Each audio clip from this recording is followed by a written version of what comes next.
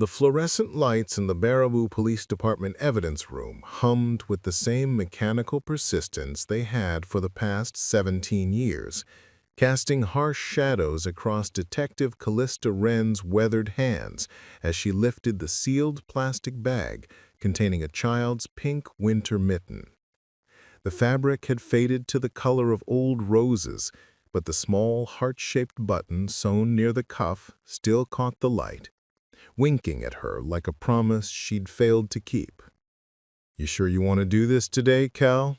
Officer Marcus Rivera asked from the doorway, his voice carrying the weight of shared history and unspoken concern.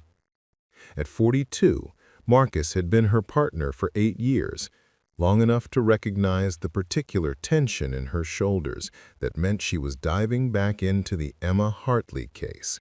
Again. Calista didn't look up from the evidence bag. Her auburn hair, now streaked with silver at the temples, fell forward like a curtain as she studied the mitten for what must have been the 1,000th time. New DNA analysis came back from the state lab yesterday. They found something we missed. The words hung in the stale air between them, heavy with possibility and 17 years of accumulated grief. Emma Hartley had been 7 years old when she disappeared on a February morning in 2007, walking the 3 blocks from her grandmother's house to Woodside Elementary School. She'd been wearing these pink mittens, a matching hat, and a bright blue snow jacket that her mother had bought just 2 weeks before at the Walmart on Highway 12. Only one mitten had ever been found, discovered by a jogger in Devil's Lake State Park 6 months after Emma vanished, snagged on a bare oak branch like a prayer flag in the wind. "What kind of something?" Marcus stepped into the room, closing the door behind him with the soft click that meant they were about to discuss details that couldn't leave these walls. His dark eyes, kind but tired from too many years of seeing humanity at its worst, searched her face for clues. Calista finally looked up, and Marcus saw something he hadn't seen in her expression for a long time. Hope. Dangerous, fragile hope that could shatter with the wrong word, or lead them somewhere they'd never expected to go. "Familial DNA," she said quietly. "Partial match to someone in the database. Not the perpetrator, but a relative. Close enough that we can build a family tree."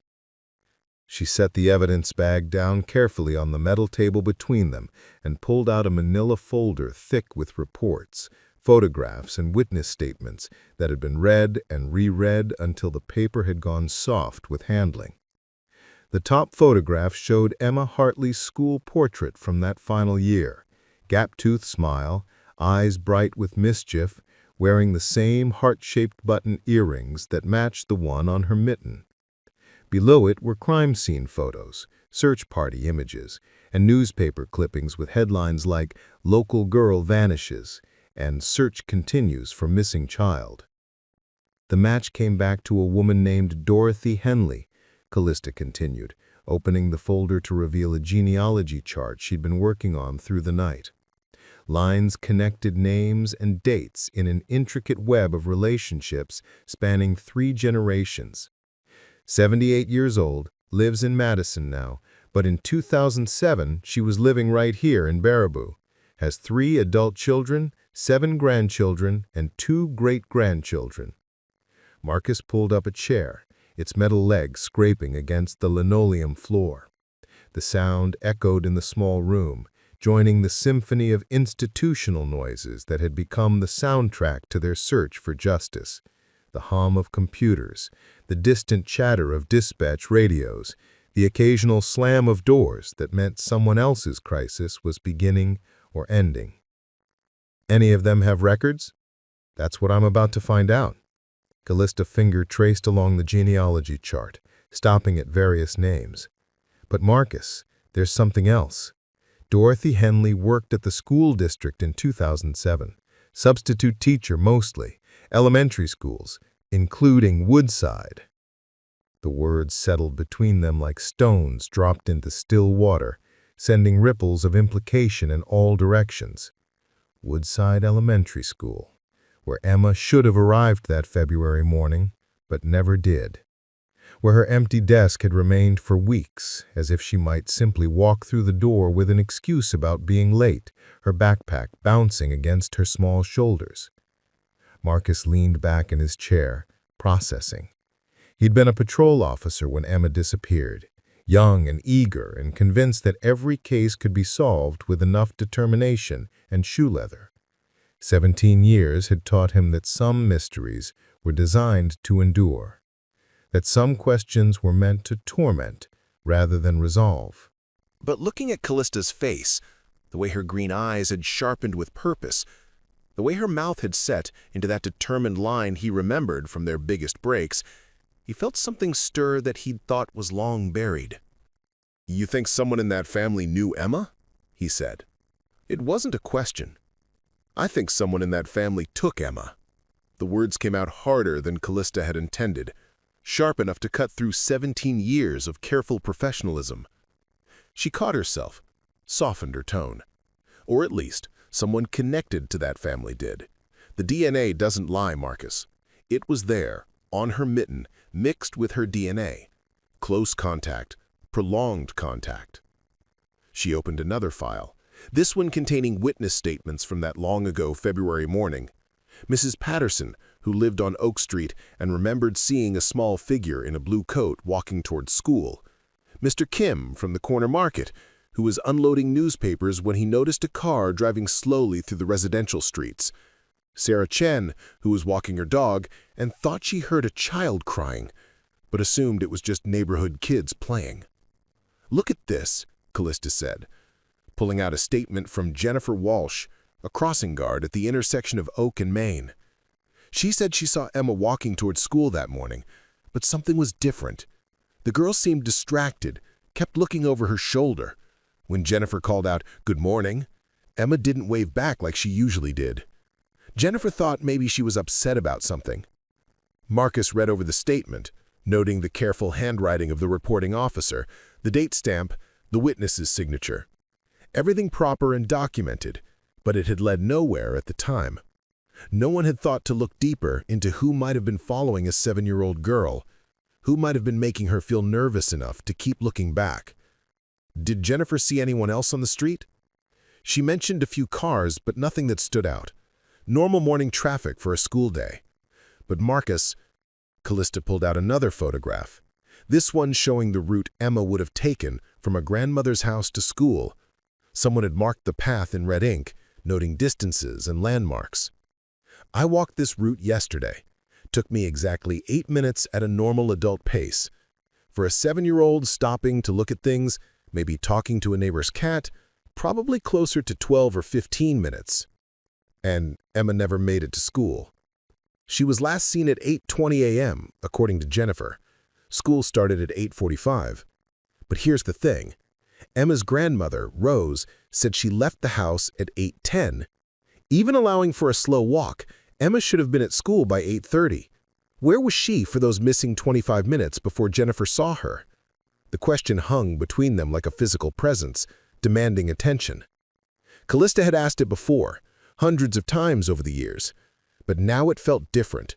Now they had DNA evidence pointing toward a specific family, toward connections that hadn't existed in their original investigation. Marcus stood up, pacing to the small window that looked out onto the parking lot where their patrol cars sat in neat rows, ready for whatever the day might bring. "What do you want to do?" Calista was already reaching for her jacket, a worn brown leather coat that had seen her through a decade of Wisconsin winters and countless crime scenes. The pockets bulged with the tools of her trade, notebook, pens, evidence bags, and the small silver compass her father had given her when she first became a detective. He'd told her it would help her find her way when the path wasn't clear. She'd never used it for navigation, but she carried it anyway, a reminder that some directions had to be found by instinct rather than instruction. "I want to talk to Dorothy Henley, today, before she has time to think about why police might be interested in her family tree. And if she lawyers up." Then we know we're on the right track. Calista tucked the files under her arm and looked around the evidence room one more time. Shelves lined the walls from floor to ceiling, each holding boxes and bags that represented someone's worst day, someone's unsolved mystery, someone's desperate hope for answers. Emma's case had been her personal obsession, the one that kept her awake at night and brought her back to work early in the morning. Marcus, what if we've been looking at this all wrong for 17 years? He turned from the window to study her face. What do you mean? What if Emma wasn't taken by a stranger? What if she was taken by someone she knew, someone she trusted, someone who had legitimate access to her school, to her neighborhood, to her routine? Callista's voice grew stronger with each word, as if speaking the theory aloud was giving it weight and substance. The statistics all say stranger abductions are rare. Family members, family friends, people in positions of trust, that's where we should have been looking from the beginning. We did look at family, Marcus reminded her gently. Emma's parents, her grandmother, extended family, everyone was cleared. But not the substitute teacher who worked at her school, not Dorothy Henley's children and grandchildren, not the people connected to Emma's world who weren't directly connected to Emma's family. Calista moved toward the door, her movements quick and purposeful. 17 years ago, DNA testing was different. Genealogy databases were practically non-existent. We were working with the technology we had, but now we have something better. Marcus followed her out of the evidence room, through the maze of desks and filing cabinets that made up the detective division of the Baraboo Police Department. The building had been renovated twice since Emma disappeared, but somehow it still carried the accumulated weight of all the cases that had passed through these halls. The walls were painted a cheerful yellow that was supposed to be calming, but under the fluorescent lights, it looked sickly, institutional. Cal, Marcus said as they reached their shared desk area, are you sure you're ready for this? I mean, really ready. Because if we're right, if this DNA leads us to Emma's killer after all these years, it's gonna change everything. For her family, for the community, for us. Calista paused with her hand on her desk drawer where she kept a small framed photo of Emma Hartley, taken from the missing person flyers they distributed throughout southern Wisconsin in those desperate first weeks. The photo showed Emma laughing, her missing front teeth visible, her eyes crinkled with joy. Someone had loved this child enough to capture that moment, to preserve that laughter. Someone else had taken it all away. I've been ready for 17 years, she said quietly, closing the drawer without looking at the photograph. But the real question is Baraboo ready to learn the truth about what happened to Emma Hartley? The question would haunt her for the next few hours as she and Marcus prepared to drive to Madison, armed with questions that had waited nearly 2 decades for answers. Outside the police station, snow was beginning to fall in the kind of soft, persistent flakes that would soon blanket the town in white, covering the familiar landmarks where a little girl had once walked to school on a winter morning that changed everything. In her jacket pocket, Callista's fingers found the small silver compass, its needle pointing steadily north toward answers they might finally be ready to find. The drive to Madison took an hour and 15 minutes through the rolling hills of south-central Wisconsin, past frozen ponds and snow-covered farmland that stretched toward a gray sky heavy with the promise of more weather to come. Calista drove while Marcus worked his phone, pulling up everything they could find about Dorothy Henley and her family tree. The heater in their unmarked Ford struggled against the February cold, much like it had 17 years ago when they'd driven similar roads searching for any trace of Emma Hartley. Callista's hands gripped the steering wheel with the kind of tension that comes from years of forcing herself to stay calm in the face of unspeakable things. At 51, she had developed the particular weathered beauty of women who had seen too much but refused to look away. Crowfeet earned from squinting at crime scenes, silver threads in her auburn hair that caught the light like metal and stone, and a mouth that smiled less easily than it once did, but meant it more when it did. She lived alone in a small craftsman house on the east side of Baraboo, the kind of place she bought thinking she'd fill it with a family, but had instead filled with case files, legal textbooks, and the accumulated solitude of a career spent in service to other people's tragedies. Her morning routine was as predictable as clockwork. Coffee at 5:30 a.m., 30 minutes on the treadmill in her basement while listening to NPR, shower, oatmeal, Blueberries, and at the station by 7:15. Weekends were for grocery shopping, laundry, and the kind of deep cleaning that kept her hands busy while her mind worked through whatever case was consuming her attention. Dorothy Henley, née Patterson, Marcus read from his phone screen. Born 1946 in Milwaukee, moved to Baraboo in 1987 when she married her second husband, Robert Henley. He died in 2015. No criminal record, clean driving record, volunteers at the Lutheran Church. 3 children. Michael Henley, born 1968, lives in Green Bay. Sandra Kelly, born 1971, lives in Milwaukee. And James Patterson, born 1965 from her first marriage, lives right here in Madison. Calista absorbed the information while navigating the increasing traffic as they approached the city. Madison in winter was beautiful, in the way that Midwest cities could be when snow softened their industrial edges, but she wasn't seeing the landscape. She was building mental files, creating the kind of detailed character maps that had made her one of the most successful detectives in a 3-county area. "Tell me about James Patterson," she said. Marcus scrolled through search results. 49 years old, works as a maintenance supervisor at the University of Wisconsin. Divorced in 2003, no kids listed. Lives in a duplex on the near west side.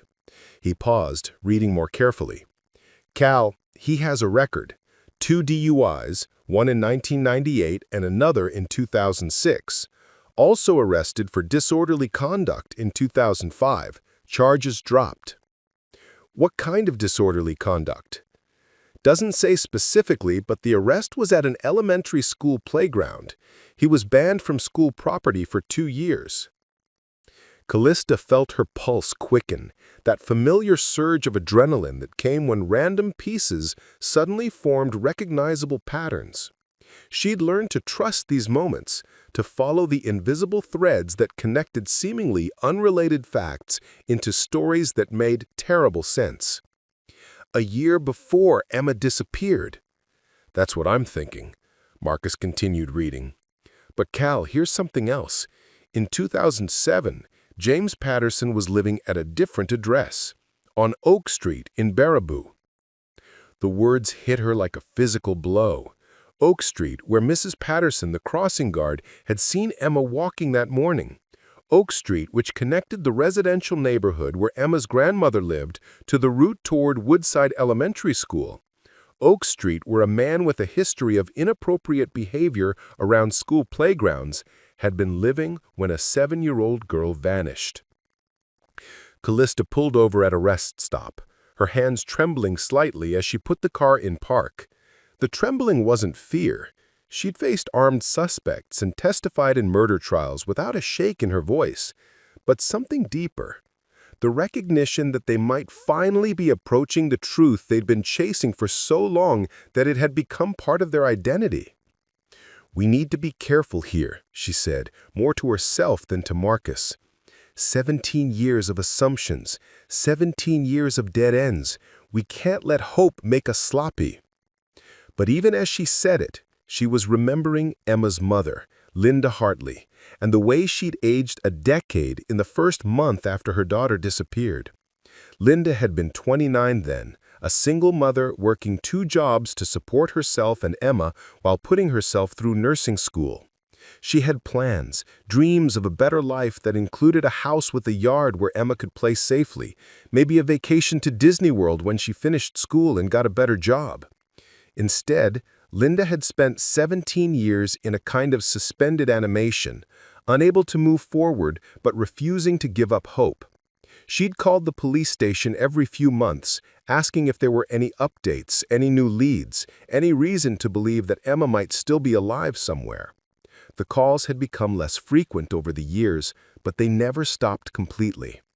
Linda had remarried eventually, had another child, but Calista knew that part of her was still waiting by the phone for news about Emma. "What are you thinking about?" Marcus asked gently. "Linda Hartley, Emma's mother. How many times I've had to tell her we had no new information." Calista stared through the windshield at the parking lot, where other travelers were stopping for coffee and bathroom breaks and the ordinary business of getting from one place to another. What it's going to be like to call her and tell her we might finally have answers. "It's going to be good news, Cal." Whatever we find, it's better than not knowing." Calista wasn't sure she agreed. Not knowing allowed for the possibility that Emma had somehow survived, that she'd been taken by someone who wanted a child to love rather than harm, that she was living somewhere with a different name but still laughing the way she did in that photograph. Knowing might mean accepting that Emma had died, afraid and alone, that her bright future had been stolen by someone who saw her as nothing more than an opportunity to satisfy their darkest impulses. But not knowing also meant that Linda Hartley spent 17 years wondering if she could have done something different, if she should have walked Emma to school that morning instead of trusting her to make the familiar journey alone. Not knowing meant that Emma's grandmother, Rose, had died 5 years ago, still blaming herself for letting her granddaughter walk to school unaccompanied. Not knowing was its own kind of torment. "Let's keep going," she said, pulling back onto Highway 12. "Dorothy Henley first, then we figure out how to approach James Patterson." The rest of the drive passed in companionable silence, both of them lost in their own thoughts about what they might be walking into. Calista found herself thinking about the ways that cases changed detectives, how each investigation left its mark, not just in closed files, but in the deeper places where intuition and empathy lived. She'd worked hundreds of cases over her 23-year career, domestic violence calls that ended in tragedy, drug crimes that destroyed families, property crimes that shattered people's sense of security in their own homes. But it was the cases involving children that carved the deepest grooves in her memory, that kept her awake at 3 a.m. staring at the ceiling and wondering if she'd asked the right questions, followed the right leads, pushed hard enough against the walls of silence that surrounded abuse and violence. Emma Hartley's case was different because it had never been solved, but also because it had happened just as Calista was hitting her stride as a detective, confident enough in her abilities to take on complex investigations, but still young enough to believe that justice was always possible if you worked hard enough to find it. The years had taught her that justice was more complicated than she'd once thought, that sometimes the best you could do was ensure that dangerous people were separated from potential victims, that families received answers even when those answers brought more pain than relief. She'd learned to measure success not just in arrests and convictions, but in the smaller victories. A domestic violence victim who found the courage to leave, a witness who finally came forward with crucial information, a family who could finally begin the process of grieving and healing. Dorothy Henley lived in a senior living complex on Madison's west side, a cluster of low-rise buildings surrounded by walking paths and carefully maintained gardens that would be beautiful in spring, but looked stark and empty under February's gray sky.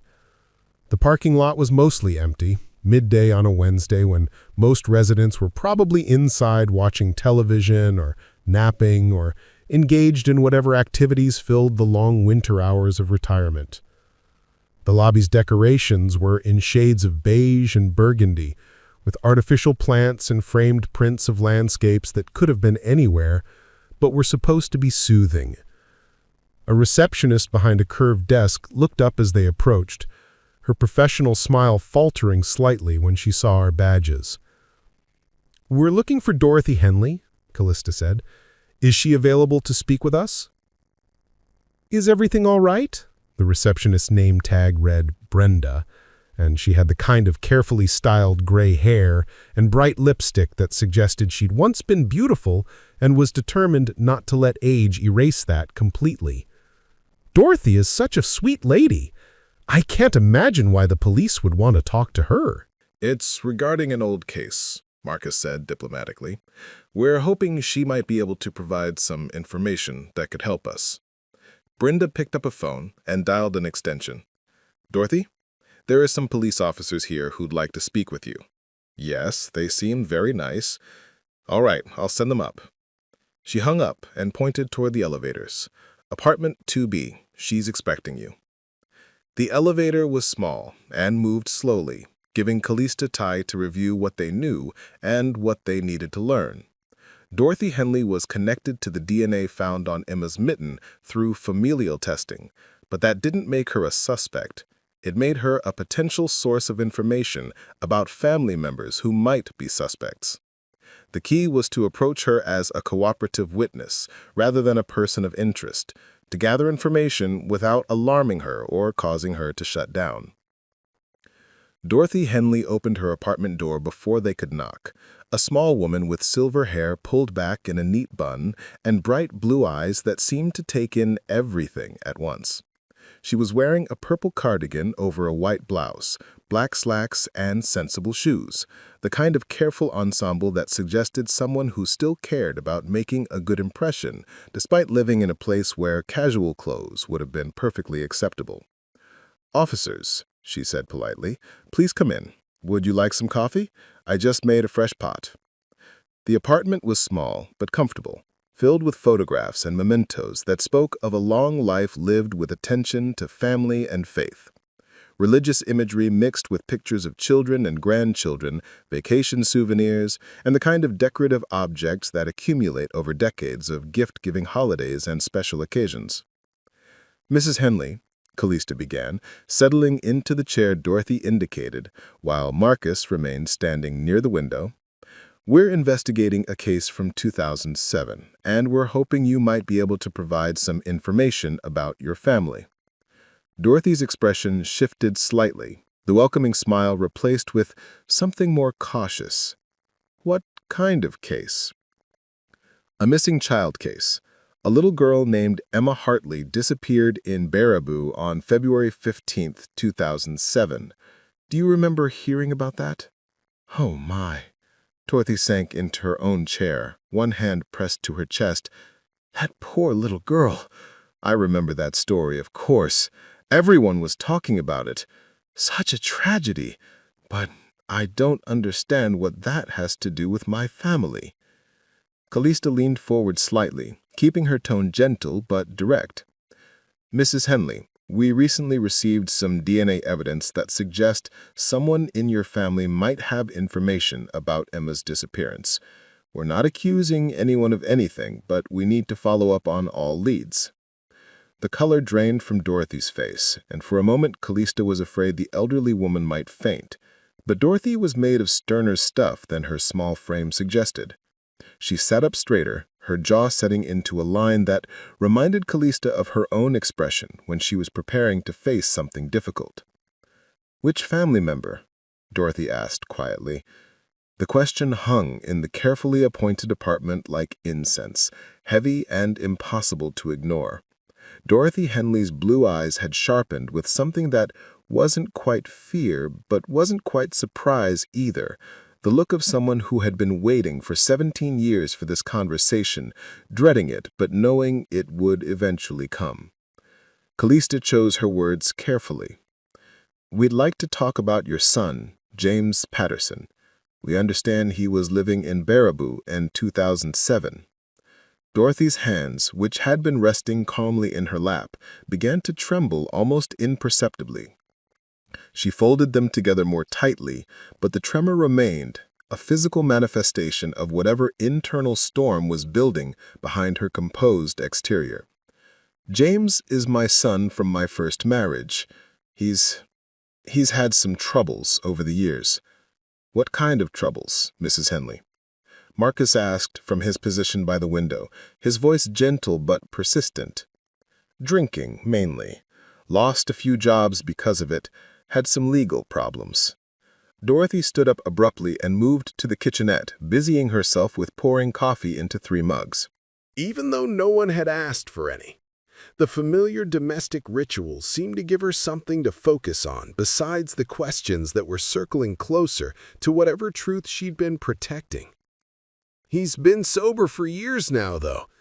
Attends AA meetings, has a steady job at the university." Calista accepted the coffee Dorothy offered, noting that the older woman's hands were steadier now that she had a task to complete.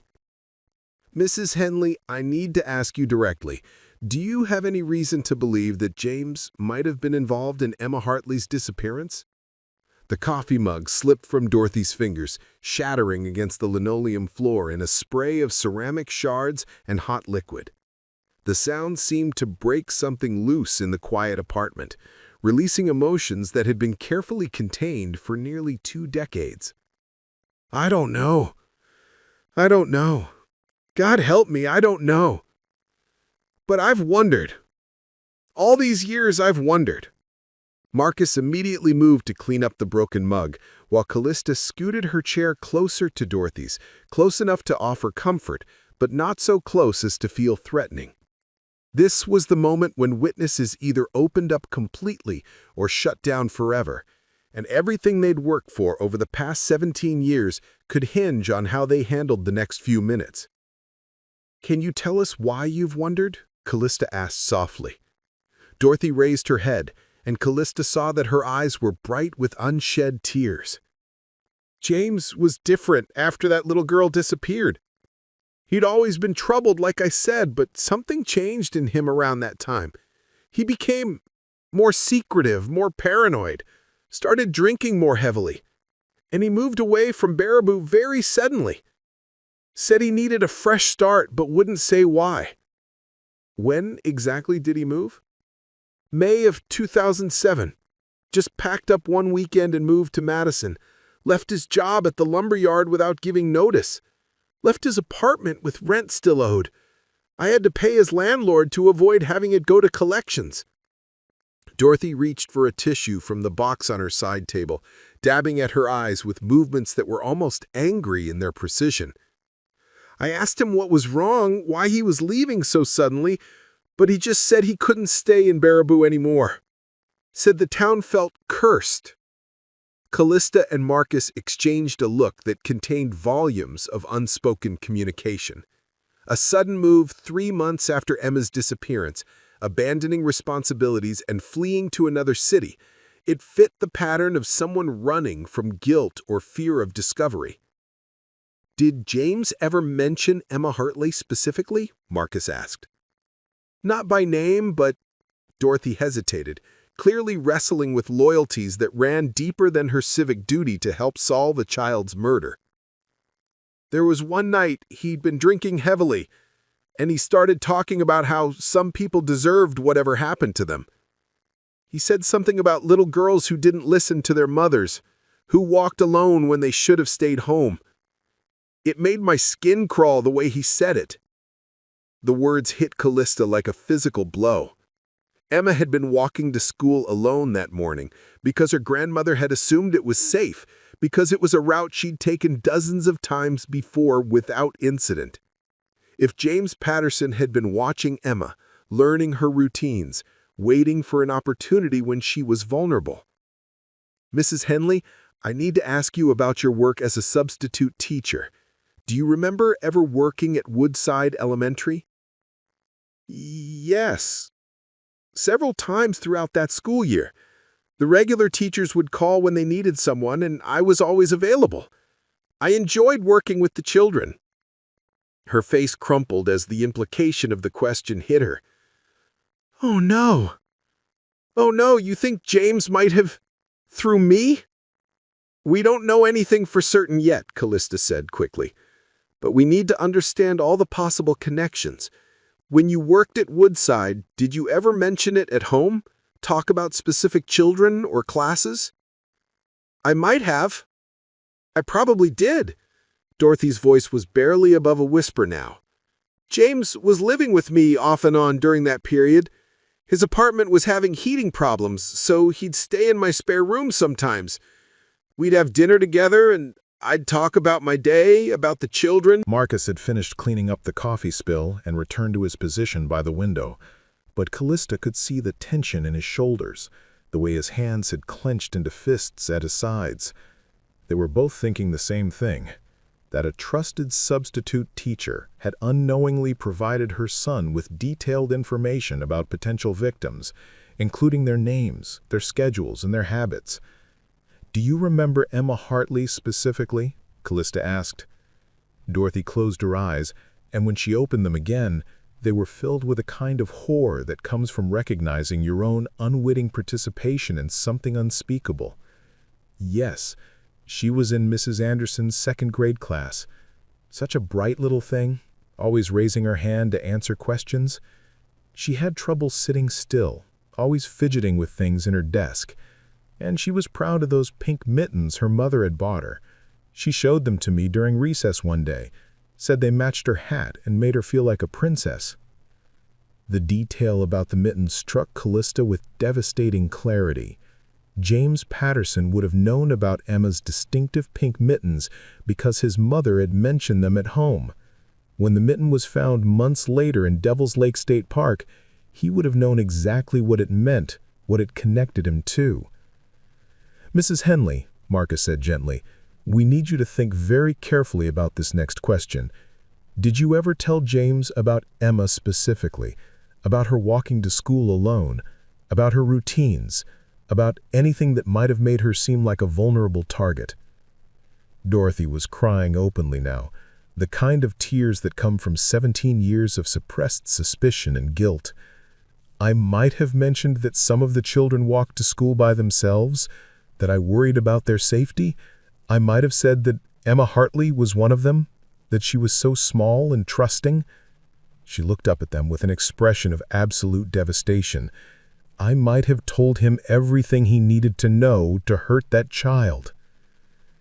Calista felt a familiar rage building in her chest, the particular fury that came from understanding how predators operated, how they used the trust and innocence of others to access their victims. But beneath the rage was something even more painful, recognition of how many people had been victimized by James Patterson's crime. Not just Emma, but her mother, her grandmother, her entire family and community. And now Dorothy, who would have to live with the knowledge that her casual dinner conversation might have provided the roadmap for her granddaughter's murder. "Mrs. Henley, we're going to need you to help us," Calista said. "We need to speak with James, and it would be better if that conversation happened with your cooperation rather than without it." "What do you want me to do?" "We want you to call him and ask him to come visit you today. Tell him you're not feeling well, that you'd like to see him. Don't mention that we've been here or that we want to talk to him about Emma Hartley. Can you do that?" Dorothy nodded, but her expression was uncertain. What if he suspects something? James has always been paranoid, especially when he's been drinking. He might panic and run. "Has he been drinking recently?" Marcus asked. "I don't think so. He calls me every Sunday, and he sounded clear-headed. But, officer, what if I'm wrong about all of this? What if James had nothing to do with that little girl's disappearance, and I'm just making it worse for him?" Calista understood the mother's dilemma, the impossible choice between protecting her son and seeking justice for another woman's child. But they were too close now to let maternal loyalty derail 17 years of investigation. "Mrs. Henley, we're going to need you to help us," Calista said. "We need to speak with James, and it would be better if that conversation happened with your cooperation rather than without it." "What do you want me to do?" "We want you to call him and ask him to come visit you today. Tell him you're not feeling well, but you'd like to see him. Don't mention that we've been here or that we want to talk to him about Emma Hartley. Can you do that?" Dorothy nodded, but her expression was uncertain. What if he suspects something? James has always been paranoid, especially when he's been drinking. He might panic and run. Has he been drinking recently? Dorothy reached for her phone with hands that shook slightly. What should I say if he asks why I need to see him? Tell him the truth, that you're feeling anxious about something and need to talk to family. Don't be more specific than that. They listened as Dorothy dialed her son's number, holding their breath as the phone rang once, twice, 3 times. "James?" Dorothy's voice was carefully controlled, but Calista could hear the tremor underneath. "It's Mom. I was wondering if you could come over today. Yes, I know it's short notice, but I'm feeling a bit anxious about something and could use some company. No, I'm fine physically, just need to talk to someone. Around 3 o'clock would be perfect. Thank you, honey. I love you too." She hung up and looked at them with the expression of someone who had just betrayed everything she'd been raised to believe about protecting family. "He'll be here at 3. He sounded concerned but not suspicious. Calista checked her watch. It was just after 1 o'clock, giving them almost 2 hours to prepare for what could be the most important interview of their careers. "Mrs. Henley, we need you to act completely normal when James arrives. Can you do that?" "I don't know what normal looks like anymore," Dorothy said quietly, "but I'll try." Marcus had moved to the window and was looking down at the parking lot, already planning how to position themselves when James Patterson arrived. "We'll be waiting in our car. When he gets here, give us about 10 minutes to let him get settled, then text this number." He handed Dorothy a card with his cell phone number written on it. "Just text ready and we'll come up." "What if he tries to leave? What if he realizes something is wrong?" "Then we'll handle it," Calista said with more confidence than she felt. "Mrs. Henley, I know this is difficult, but you're doing the right thing. Emma Hartley deserves justice and her family deserves answers."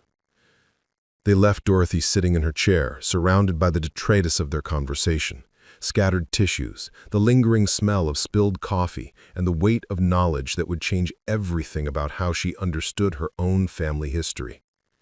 Calista wondered if they'd done the right thing by involving her, by asking a 78-year-old woman to potentially betray her own son. But Emma Hartley was 7 years old when someone took away her future, and that someone had been walking free for 17 years. In the parking lot, they positioned their car where they could see the entrance building but weren't immediately visible to anyone arriving. The winter afternoon was growing colder, and the sky had the peculiar gray quality that promised snow before evening. Calista found herself thinking about Emma again, about whether she'd been cold in those final moments, whether she'd called for her mother or her grandmother, or if fear had stolen her voice entirely. "You know," Marcus said, breaking the silence that had stretched between them, "even if we're right about James Patterson, even if we can prove he killed Emma, it's not going to bring her back. It's not going to give Linda Hartley 17 years with her daughter." "I know," I replied. "But it might keep him from hurting someone else's child, and it might let Emma's family finally grieve properly instead of spending the rest of their lives wondering what happened to her." At 2:45, a blue Honda Civic pulled into the parking lot, and a man got out who could only be James Patterson. He was tall and lean, with thinning brown hair and the particular pallor of someone who spent most of his time indoors. Even from a distance, Calista could see the nervous energy in his movements, the way he checked over his shoulder before entering the building, the rapid pace of his walk that suggested he was eager to get whatever this was over with. "That's him," Marcus said unnecessarily. Calista studied James Patterson through her binoculars, trying to reconcile the middle-aged maintenance worker with the monster who had haunted her dreams for 17 years. He looked ordinary, unremarkable, the kind of person who could disappear into any crowd without being remembered. But she'd learned long ago that evil rarely announced itself with obvious signs. More often it wore the face of someone's neighbor, someone's coworker, someone's son. They gave it another 5 minutes to let James get comfortable, then made their way back into the building. Brenda, the receptionist, looked surprised to see them again, but didn't ask questions as they headed for the elevator. Callista's heart was beating faster now, the particular rhythm that came before confronting a suspect in a major case. She'd done this hundreds of times, but it never stopped being terrifying and exhilarating in equal measure. The hallway outside apartment 2B was quiet, except for the distant sound of a television playing in one of the other units. Calista knocked softly on Dorothy's door, and after a moment it opened to reveal James Patterson standing behind his mother. He was bigger than he'd appeared from the parking lot, maybe 6'2" and solidly built despite his lean frame. His brown eyes were intelligent and wary, already trying to understand why his mother had police officers in her living room. There was something in his expression that reminded Calista of a cornered animal, not aggressive yet, but calculating its options. "James Patterson?" Calista showed her badge. "I'm Detective Wren. This is Detective Rivera. We'd like to ask you a few questions about an old case." "What kind of old case?" His voice was careful, neutral, but Calista could hear the tension underneath. "A missing child case from 2007 in Baraboo, Emma Hartley. Do you remember hearing about that?" Something flickered across James Patterson's face. Surprise, fear, recognition, all there and gone so quickly that someone who wasn't trained to watch for such things might have missed it entirely. But Calista caught it, and she knew in that moment that they were finally face to face with Emma Hartley's killer. "I don't remember much from that time period," James said slowly. "I was drinking pretty heavily back then." "Why are you asking me about it?" "Because we have DNA evidence that connects your family to Emma's disappearance, and we know you were living in Baraboo when she vanished." The mask slipped completely then, and for just a moment, Calista saw the man James Patterson had been 17 years ago, younger, more volatile, driven by impulses he couldn't or wouldn't control. His hands clenched into fists at his sides, and she could see the muscles in his jaw working as he tried to decide whether to fight or flee or attempt to lie his way out of whatever corner they'd backed him into. "I think I need a lawyer," he said finally. "That's your right," Calista said. "But James, this is going to end one way or another. Emma Hartley's family has been waiting 17 years for answers. Her mother has been carrying that grief every single day since February 15th, 2007. If you have something to tell us, if you want to finally do the right thing, this is your chance." James looked at his mother, who was sitting in her chair with tears streaming down her face, then back at the detectives who represented 17 years of consequences finally catching up with him. Calista could almost see the calculations happening behind his eyes, weighing the evidence they might have against the chances of talking his way out of it, considering whether cooperation might lead to a lighter sentence than forcing them to build their case without his help. "I think I need a lawyer," he said finally. "That's your right," Calista said. "But James, this is going to end one way or another. Emma Hartley's family has been waiting 17 years for answers.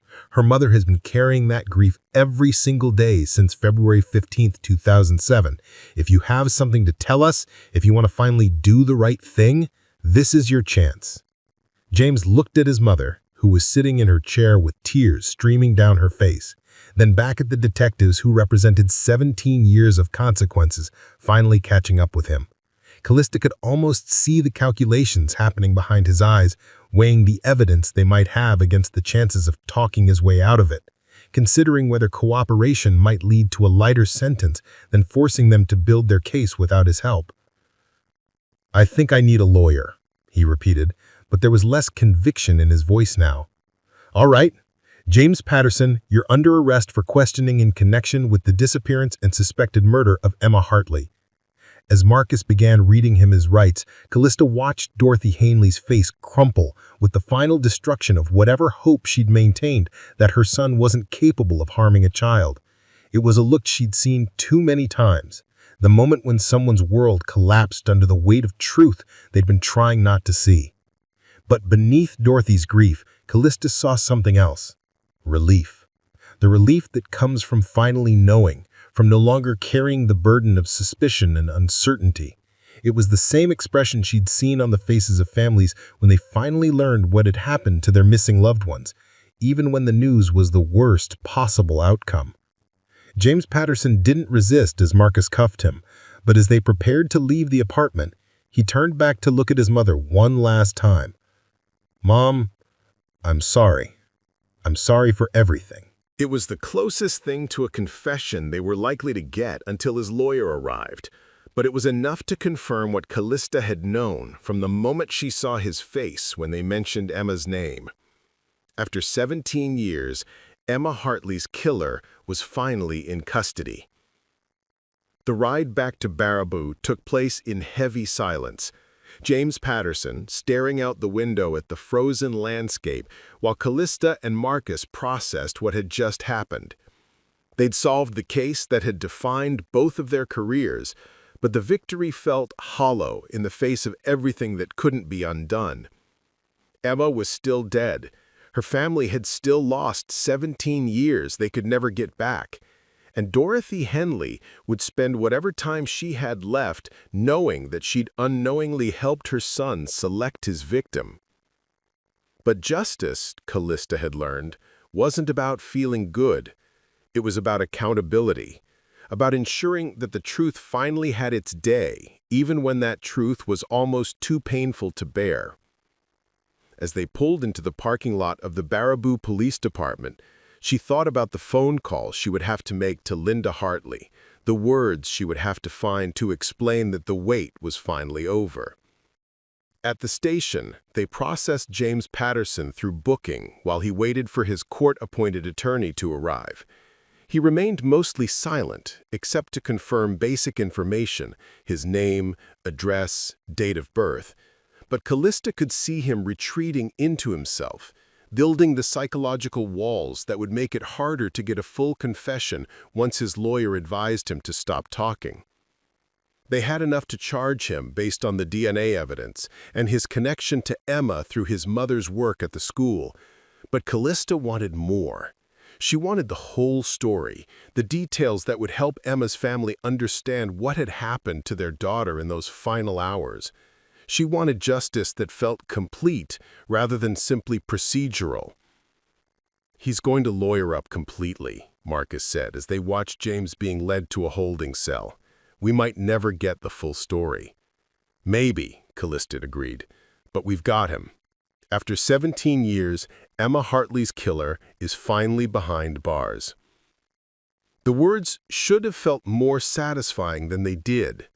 Instead, Calista found herself thinking about all the other cases that remained unsolved, all the other families still waiting for answers that might never come. Solving Emma's case was a victory, but it was also a reminder of how much darkness remained hidden in the world, how many secrets were still buried in the spaces between what people knew and what they were willing to admit. The call to Linda Hartley was the hardest conversation Calista had ever had to make in 23 years of police work. She sat in her office at 6:30 that evening, the building mostly empty except for the night shift and the occasional officer processing paperwork from the day's arrests. James Patterson was 3 floors below in a holding cell, waiting for his attorney and probably hoping that 17 years of silence might somehow protect him from the consequences that were finally closing in. Calista had rehearsed what she would say, but when Linda answered the phone, her voice immediately tense with the particular anxiety that came from getting unexpected calls from the police, all the careful words disappeared. "Linda, this is Detective Wren from the Baraboo Police. I have news about Emma's case." The silence that followed stretched for what felt like hours, but was probably only seconds. Then Linda's voice, barely above a whisper. "Did you find her?" "We found who took her, Linda. We made an arrest today." The sound that came through the phone was something between a sob and a sigh, 17 years of held breath finally being released. Is Emma?" "I'm sorry, Linda. We believe Emma died soon after she was taken. I'm so sorry." Calista heard the phone drop, heard voices in the background, Linda's husband asking what was wrong, their 10-year-old son wanting to know why Mommy was crying. After a few moments, Linda's husband picked up the phone. "Detective, this is David Hartley. Linda can't talk right now. Can you tell me what happened?" Calista explained about the DNA evidence, about James Patterson's arrest, about the connections they'd discovered between the suspect and Emma's school. She kept the details clinical and factual, knowing that the family would need time to process the basic information before they could handle the more difficult questions about how Emma had died and what she had suffered. "What happens now?" David asked. "We'll be building a case for trial. The prosecutor will be in touch with you about the process, about what to expect. It's going to be difficult, but we're confident we have enough evidence for a conviction." After all these years, Linda never gave up hope that you'd find him.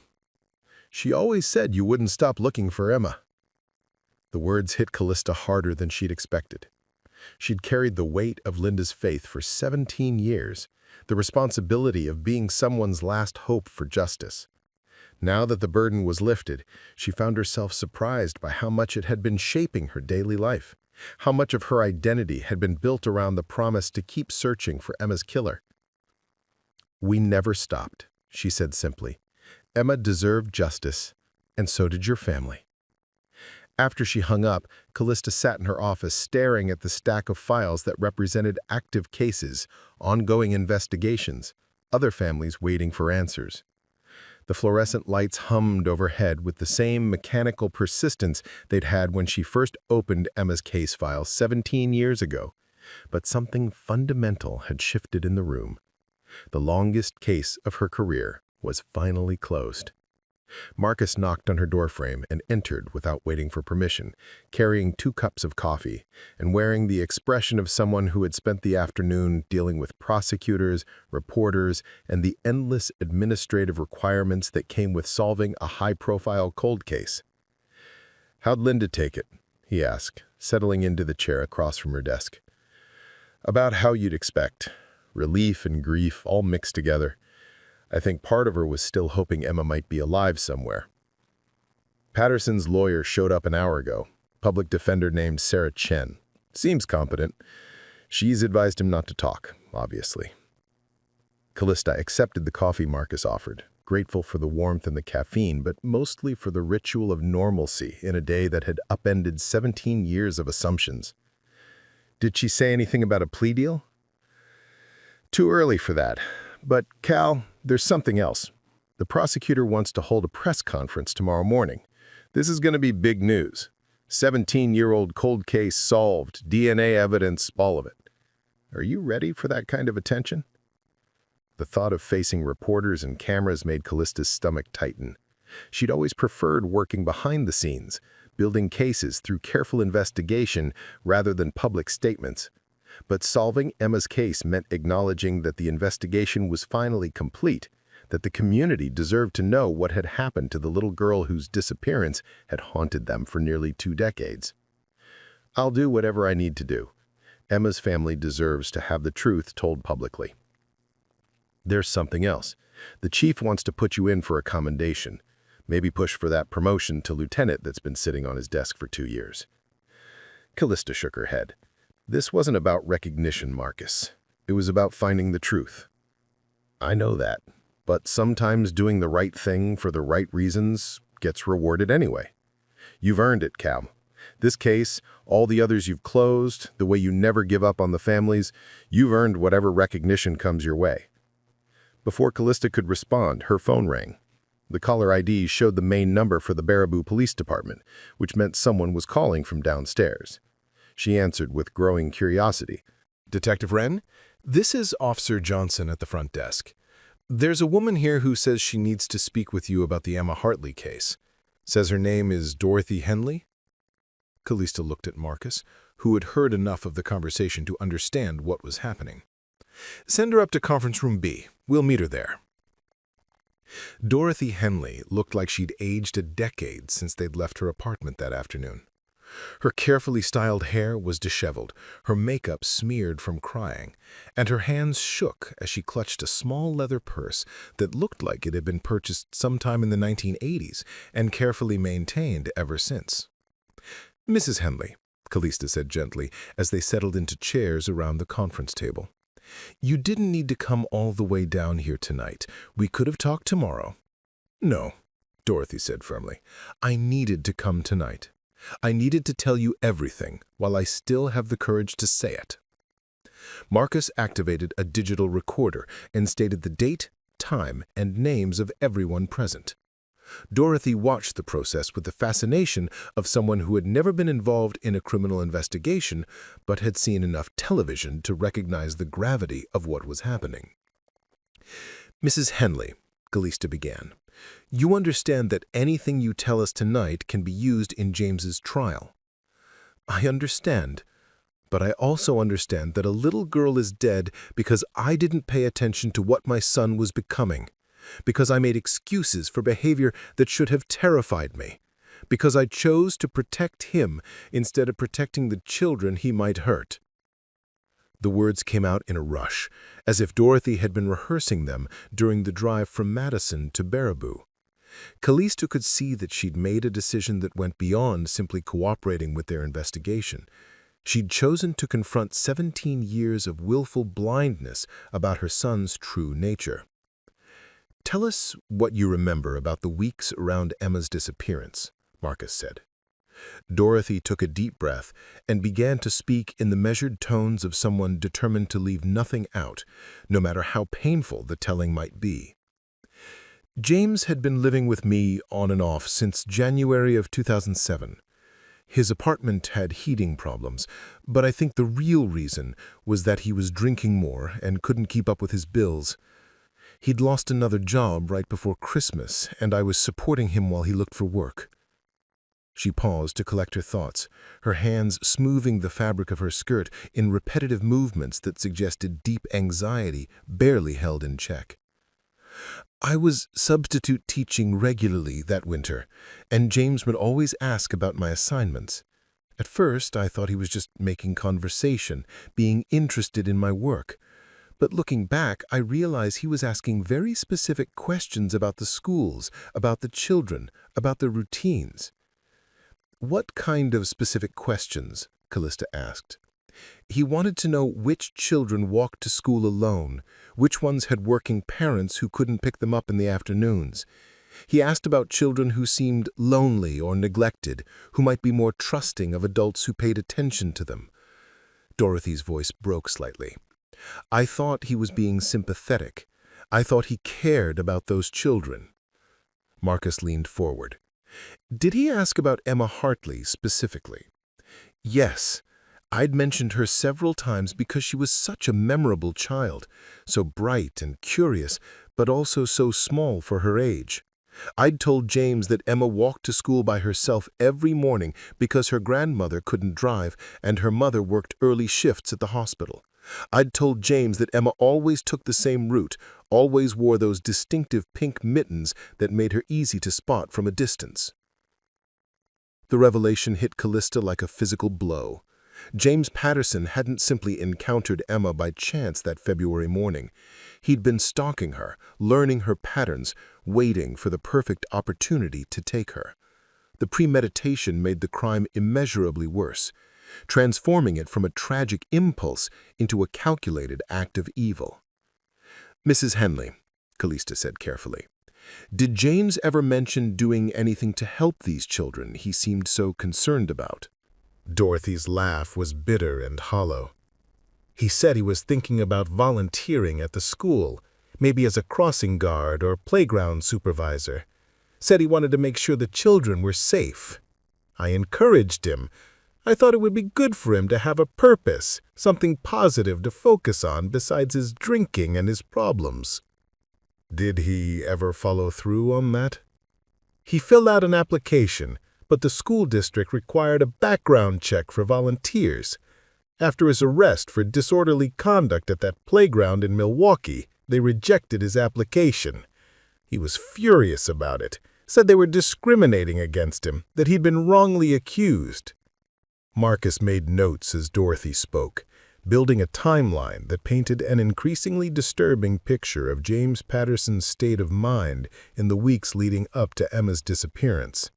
The failed attempt to gain official access to children through volunteer work, the detailed questions about vulnerable students, the growing obsession with Emma specifically, it all pointed to a man who had been planning something terrible for weeks or even months.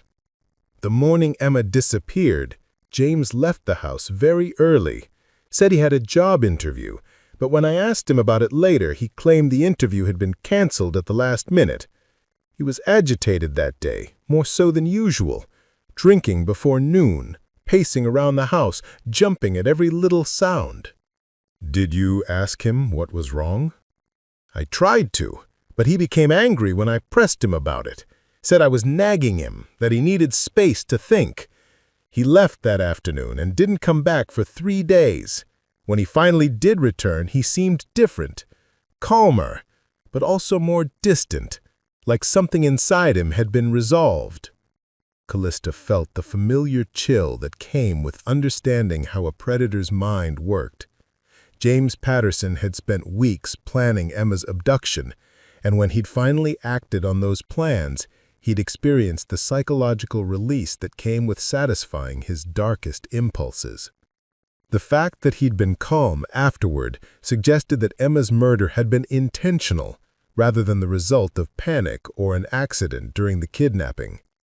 "Mrs. Henley," Marcus said gently, "is there anything else you remember from that time period that seemed unusual?" Dorothy was quiet for a long moment, clearly wrestling with some internal decision. When she finally spoke, her voice was barely above a whisper. 3 days after James came back, I found burned clothing in the burn barrel behind my house. Women's clothing and children's clothing, all burned down to nothing but scraps and ashes. When I asked James about it, he said he was just cleaning out old things he didn't need anymore. The words hung in the air like smoke, acrid and poisonous. Calista and Marcus both understood the implication immediately. James Patterson had spent weeks planning Emma's clothing, and when he'd finally acted on those plans, he'd destroyed the evidence of his crime. The fact that Dorothy had found women's clothing as well suggested that he might have been involved in other crimes, other victims they hadn't yet discovered. "Did you keep any of the clothing scraps?" "No. I helped him clean out the burn barrel a few days later. I had no idea. I never imagined." Dorothy broke down completely then, the weight of 17 years of suppressed knowledge finally overwhelming her ability to maintain composure. Calista moved her chair closer to Dorothy's and placed a gentle hand on her shoulder. "Mrs. Henley, you couldn't have known what he was planning.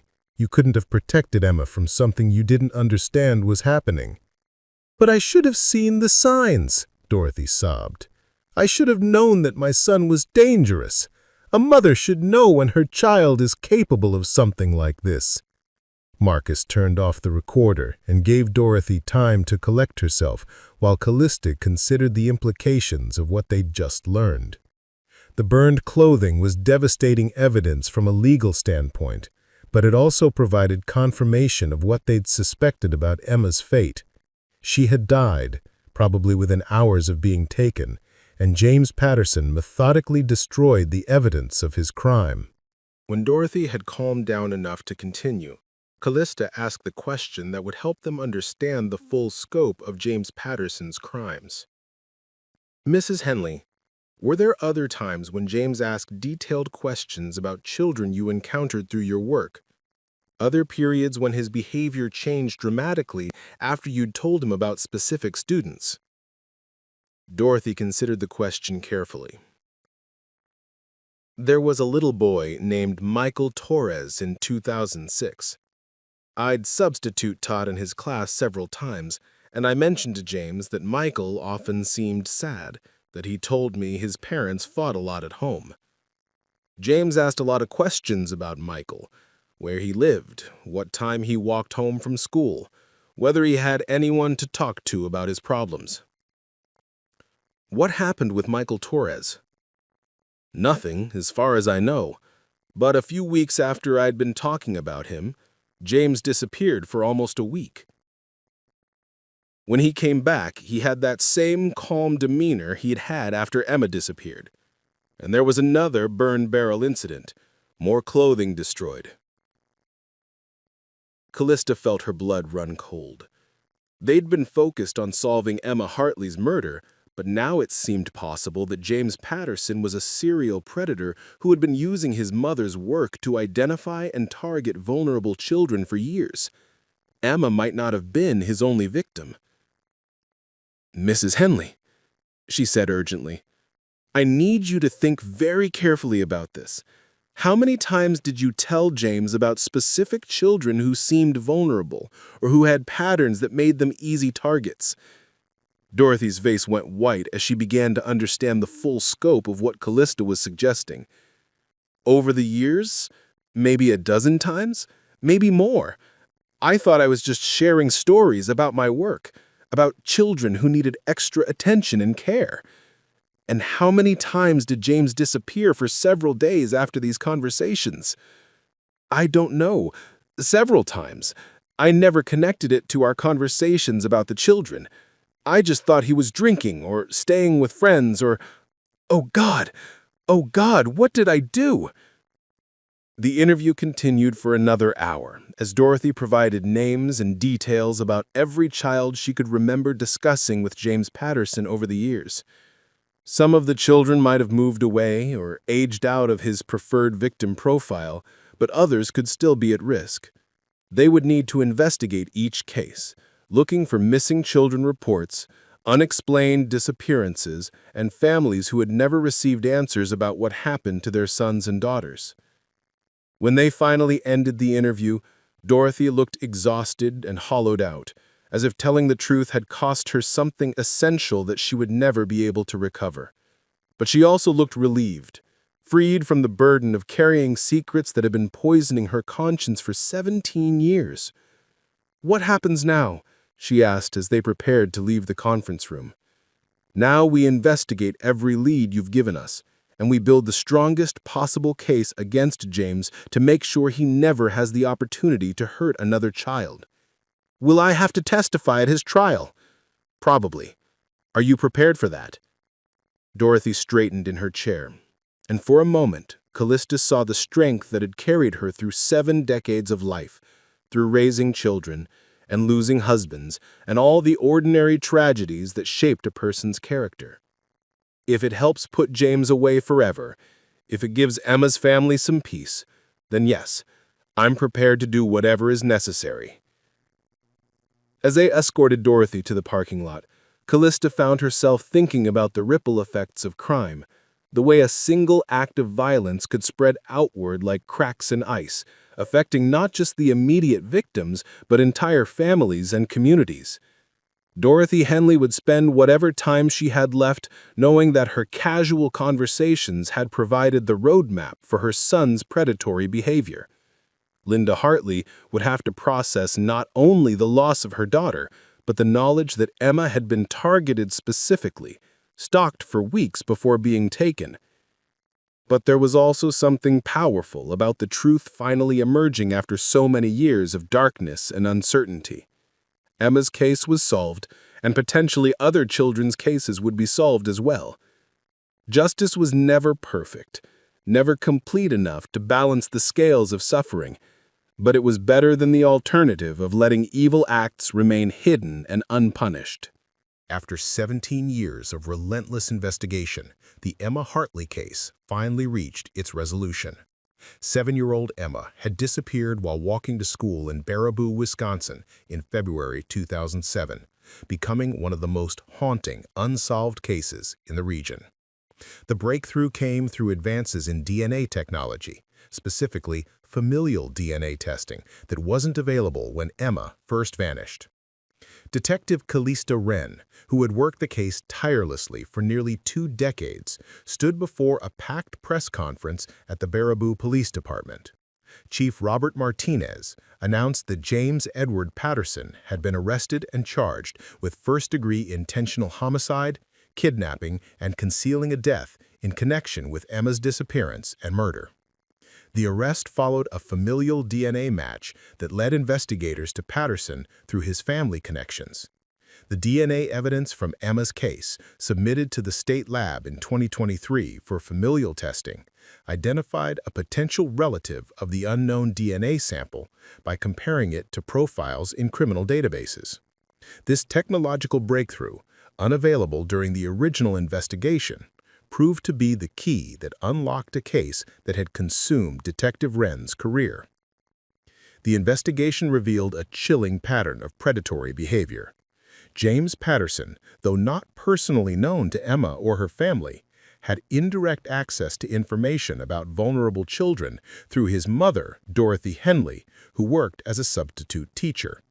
Dorothy had unknowingly provided her son with detailed information about children from troubled families, those dealing with divorce, financial hardship, or other stressors that made the children particularly susceptible to adult attention and manipulation. When Detective Wren and her partner, Detective Rivera, interviewed Dorothy at her assisted living facility, they uncovered the horrifying extent of her unwitting involvement. The elderly woman, suffering from advancing dementia, had shared stories about her work with her son, describing which children seemed lonely or troubled, which families were struggling, and which students might benefit from additional adult guidance. James had used this information to systematically identify and target his victims. Dorothy's revelation was devastating. I told him about all of them, every child who seemed sad or lonely, every family that was struggling. I thought I was just sharing my day with my son. I thought he cared about helping children. As the investigation deepened, a horrifying pattern emerged that extended far beyond Emma's murder. Working with investigators from 5 different counties, Detective Wren and Detective Rivera began reviewing missing children cases dating back to 2005, looking for connections to James Patterson and his methodical approach to selecting victims. 3 cases immediately stood out as having potential connections. Michael Torres, missing since October 2006 from Madison. Sarah Chen, who disappeared from a playground in Wisconsin Dells in August 2007. And David Martinez, who vanished while walking home from a friend's house in Portage in May 2008. All 3 children fit the profile Dorothy had described. Young, vulnerable, from families dealing with stress that made the children particularly susceptible to adult attention and manipulation. The breakthrough in establishing the pattern came when investigators interviewed Michael Torres's mother, Maria. When shown a photograph of James Patterson, her reaction was immediate and visceral. "That's him. That's the man who was asking Michael questions at the park near our house. I saw them talking several times in the weeks before Michael disappeared. The man said he was a youth counselor, that he was concerned about children who seemed lonely or upset." Based on information gathered from cadaver bogs and ground-penetrating radar, investigators excavated a remote section of Devil's Lake State Park.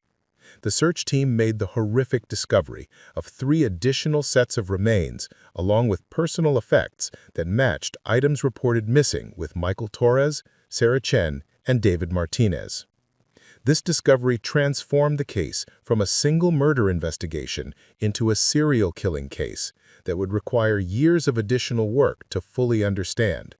While the news sent shockwaves through the communities where the children had lived, it also meant that 3 families who had spent years wondering about their children's fate finally had answers, even though those answers brought more grief than comfort.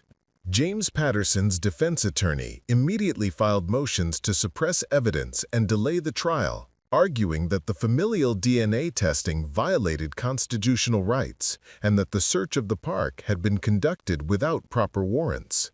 However, the legal maneuvering ultimately proved unsuccessful.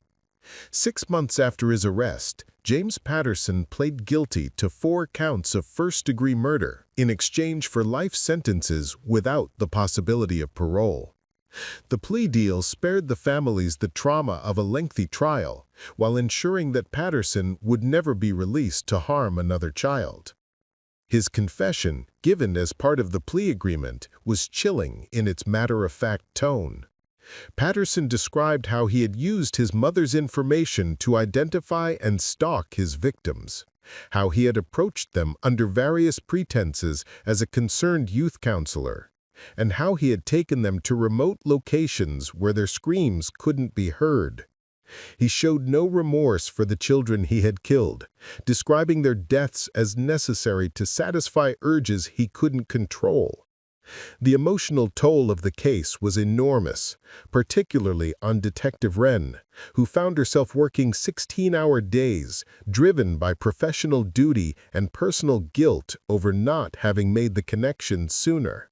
The knowledge that James Patterson had been killing children for years, while she and Marcus focused solely on Emma's case, haunted her sleep and filled her waking hours with questions about what they might have missed.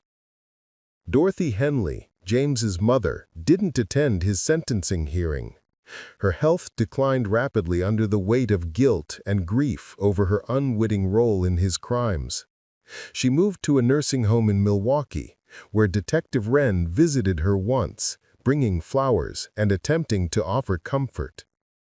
"I should have known," Dorothy said during that visit. "A mother should know when her child is broken beyond repair." "You couldn't have known," Calista replied. "Predators are experts at hiding their true nature, even from the people closest to them. James was responsible for his choices, not you." Dorothy died 3 weeks later, taking with her whatever other secrets James might have shared during their years of living together. Detective Wren attended the small funeral service, one of only a dozen people who came to say goodbye to a woman whose tragedy had been entirely overshadowed by her son's crimes. The Patterson case officially closed in December 2024, almost 2 years after the DNA results had first pointed investigators toward James and his family. By then, Detective Wren had been promoted to lieutenant and was overseeing a team of detectives working cold cases throughout south-central Wisconsin. One of her first initiatives was creating a database that tracked patterns in missing children cases across county lines, looking for connections that might not be obvious when investigators worked in isolation.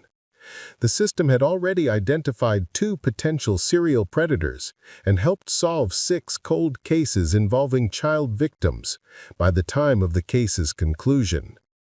The breakthrough also led to policy changes in how substitute teachers' background information was handled and how school districts shared information about vulnerable students, creating additional safeguards against predators who might seek to exploit institutional access to children. 3 years after James Patterson's conviction, the case took another disturbing turn.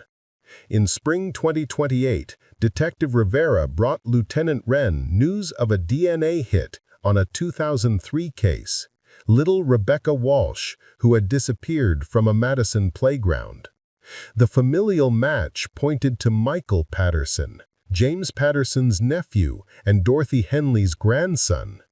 At 26 years old, Michael had no criminal record, but worked construction and had been in the right age range during Rebecca's disappearance. More troubling, when his information was run through the database system Lieutenant Wren had developed, 5 potential connections emerged across 3 states, all involving children who had disappeared near construction sites where Patterson's company was working. The arrest of Michael Patterson revealed the horrifying possibility that predatory behavior was being passed down through the family, creating new threats to innocent children. Unlike his uncle, Michael had been more careful about disposing of evidence, but he had underestimated advances in forensic technology and the persistence of investigators who had learned hard lessons from previous cases. In October 2028, the Baraboo Police Department received a letter from James Patterson at Columbia Correctional Institution. The letter revealed that he had withheld information about 4 additional victims, children whose families were still waiting for answers. Hearing about his nephew's arrest had changed his perspective, leading him to provide the locations where these children were buried. The letter was both chilling and profound. Some things run in families without being taught, like the color of your eyes or the shape of your hands. The hunger for power over those who can't fight back might be one of those things. I want you to find them so their parents can finally grieve properly, the way Emma's mother was able to grieve once she knew the truth. Throughout the years following Emma's case resolution, her mother, Linda Hartley, found a way to transform her grief into purpose. At 52, Linda had become an advocate for missing children, working with law enforcement agencies to improve investigation protocols and support services for families. She regularly visited the memorial garden created in Emma's honor in Oxnard Park, where pink flowers, the same shade as Emma's mittens, bloomed throughout the space. The garden became more than just a monument to one child's death.